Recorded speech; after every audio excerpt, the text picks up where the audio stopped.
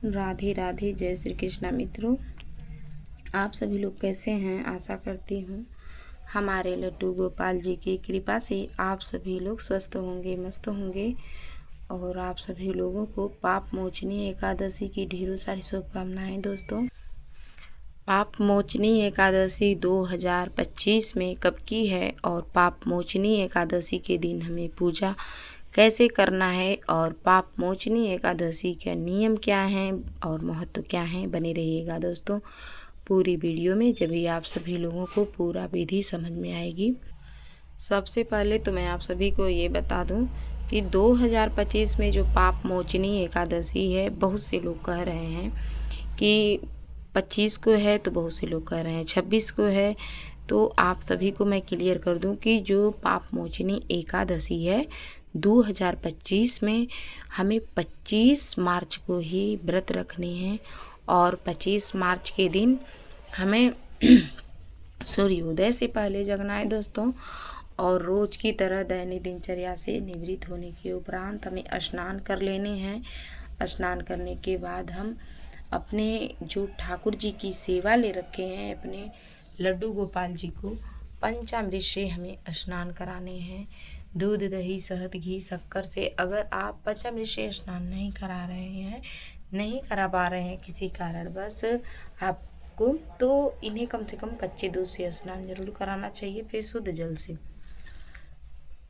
और फिर अपने गोपाल जी का सुंदर से अच्छे से शरीर पोंछ के फिर गोपाल जी के संपूर्ण शरीर में इत्र की मालिश करनी है। इत्र की मालिश के उपरांत आप अपने गोपाल जी को सुंदर से वस्त्र धारण कराने के बाद अपने गोपाल जी का सुंदर सा फिर श्रृंगार करनी है दोस्तों।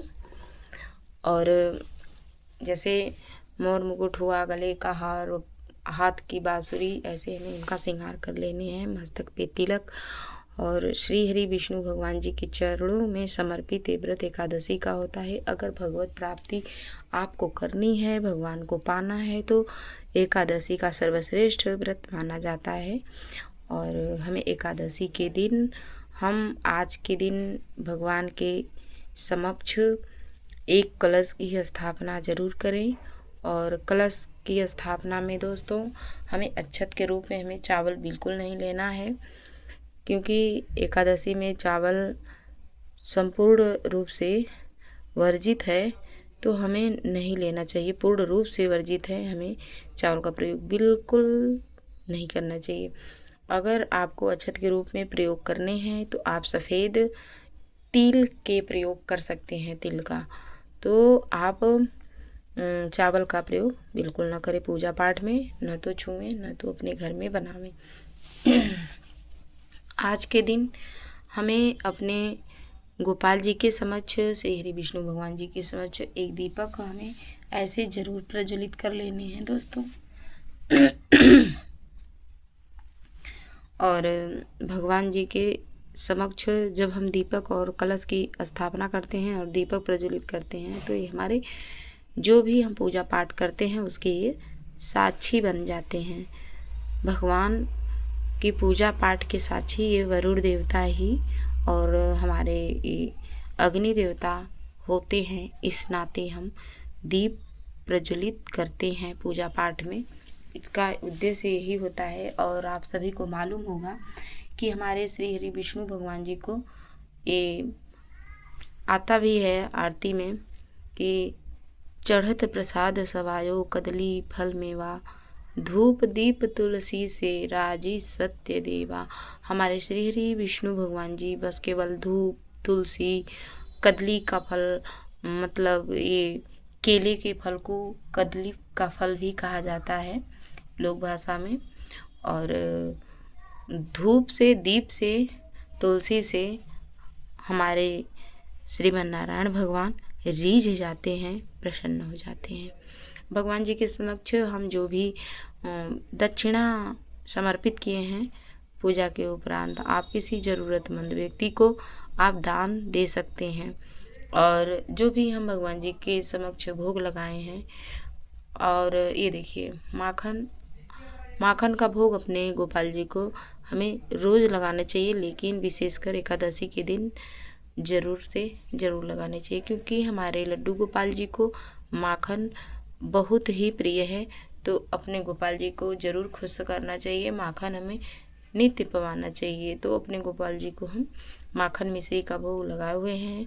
और जो भी आप भोग लगाए हैं पूजा के उपरांत आप अपने सपरिवार में वितरण करने के उपरांत स्वयं भी पाएँ। अगर आप निर्जल व्रत न हो तो निर्जल व्रत हैं तो आप न पाएँ, बिहान भर प्रसाद को ग्रहण करने प्रसाद आप रख सकते हैं इसमें से। तो ऐसे ही हमें पूजा पाठ करने हैं दोस्तों। और जो पारण है एकादशी का पारण, तो हमें बिल्कुल एकादशी का जो पारण होता है हम द्वादशी तिथि में ही करें। और जितना जल्दी हो सके पारण हमें कर लेने चाहिए। सूर्योदय से जैसे ही हमारा व्रत संपन्न होता है, सूर्योदय होते ही हमें ये व्रत कर लेने हैं। सूर्योदय के ही समय आप पूजा करें। सूर्योदय से तो पहले ही जगें पारण के दिन। और भगवान जी को जब आप स्नान कराते हैं लड्डू गोपाल जी को, तो उनके चरणामृत पहले पी लें।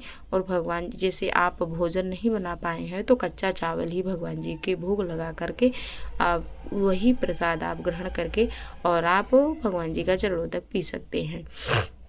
तो ऐसे ही हमें व्रत के पारण करना है दोस्तों।